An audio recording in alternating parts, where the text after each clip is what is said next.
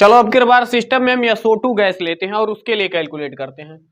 For SO2 gas क्या हो in the system में क्या हो SO2 गैस हो, सिस्टम में आप SO2 गैस भर लो। अभी हम क्या करेंगे, इसका इंटरनल एनर्जी काइनेटिक के टर्म में निकालने वाले हैं। ठीक, तो कुछ करना कहाँ, कुछ नहीं करना, पहले आप डिग्री आप SO2 चित्र आपको मैं यहाँ पर देखो स्ट्रक्चर ये होता है भैया, ये कैसा है, ये नॉन लीनियर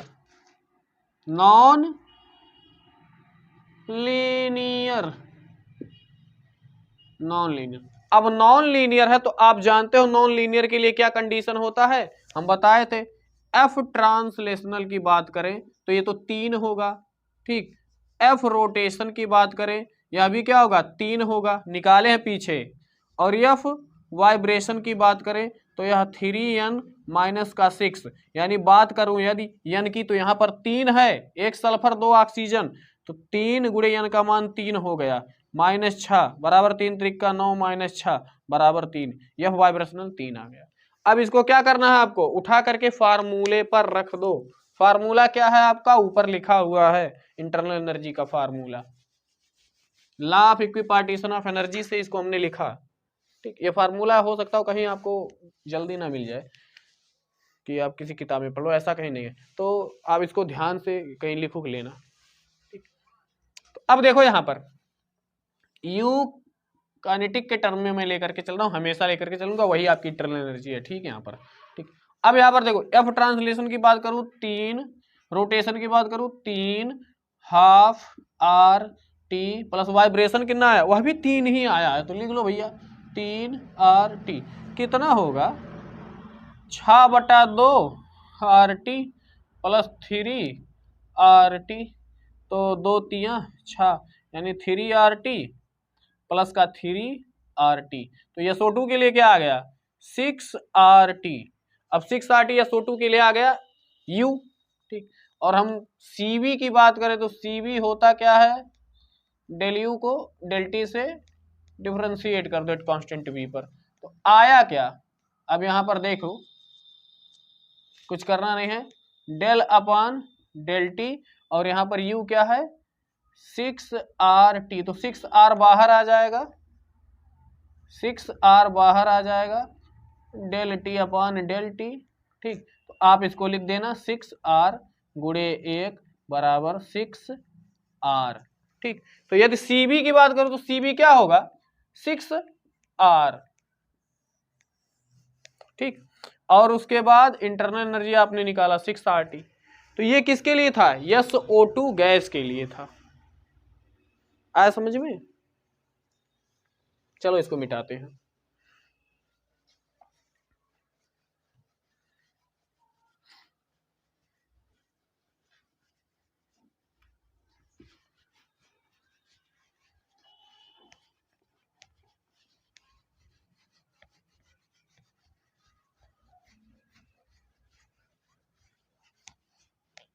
आया समझ में, तो अब हम लोग क्या करेंगे, इंटरनल एनर्जी के बारे में हमने ये कुछ विशेष चीजें थी तो हमने बता दिया डिग्री ऑफ फ्रीडम से संबंधित। ठीक, बाकी का इंटरनल एनर्जी आप पीछे भी पढ़ चुके हो।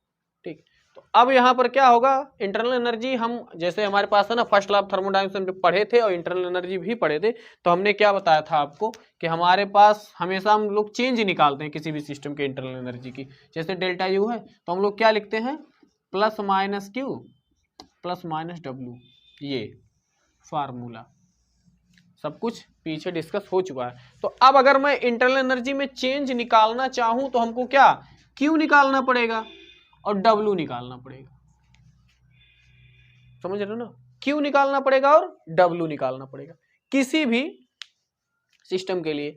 तो आप जानते हो Q के लिए हमने सारा चीज अलग पढ़ा, जैसे यहां पर हमने QB पढ़ा, QP पढ़ा, उससे रिलेशन निकाले, CP बहुत सारी चीजें पढ़ी। साथ ही साथ W हमने जब पढ़ना शुरू किया तो W में भी reversible process, irreversible process, isothermal process, बहुत सारी प्रोसेस में वर्क को हमने कैलकुलेट किया।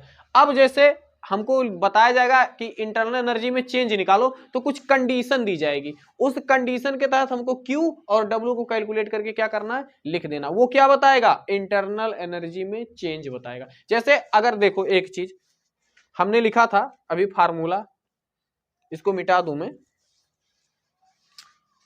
जैसे देखो ये तो फर्स्ट लॉ ऑफ थर्मोडायनामिक्स की बात मैं बता रहा था। देखो अगर ध्यान से देखना, हमने क्या अभी निकाला था, डी यू बराबर क्या, N C V D T, ये निकाला ना। एक चीज ध्यान देना आप कि यहां से हमको सी वी पता चला कि नहीं पता चला, पता चला ठीक। इसको यदि मैं इंटीग्रेट कर दूं तो शायद 1 मोल पर इंटीग्रेट कर रहा हूं इसको, n बराबर 1 लेकर के इसको इंटीग्रेट कर दूं तो अब हमारे पास Cv डेल्टा टी आ जाएगा। CO2 के लिए आपने Cv क्या निकाला था, CO2 के लिए क्या निकाला था, Cv, तो Cv क्या था, तो आप Cv निकाल सकते, जैसे CO2 के लिए 7/2R, ये हमने निकाला ठीक।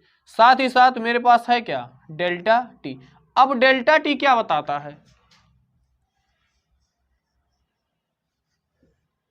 इंटरनल एनर्जी आप कैलकुलेट कर सकते हो। देखो अब डेल्टा टी क्या है, ये क्या है, इंटरनल एनर्जी चेंज हो रही है, ये तो ये चीज तो कांस्टेंट है ना, जैसे ये चीज क्या है, कांस्टेंट है।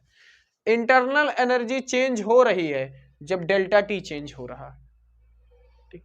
तो ये कौन बताएगा, ये आपको क्वेश्चन के अनुसार पता चलेगा कि आखिर सिस्टम का डेल्टा टी है, टेम्परेचर में कितना आपने चेंज किया उसके अनुसार सिस्टम में कितना चेंज हो रहा है, वो कौन बताएगा, क्वेश्चन बताएगा आपको ठीक। क्योंकि यहां पर क्या यहां पर जो हमको कैलकुलेट करना था वो क्या था, सीवी हमको मिला 7/2R। आया समझ में, ये चीज समझ में आपके आ रहा होगा ठीक। तो इसी के बारे में यहां पर हमने बात किया है।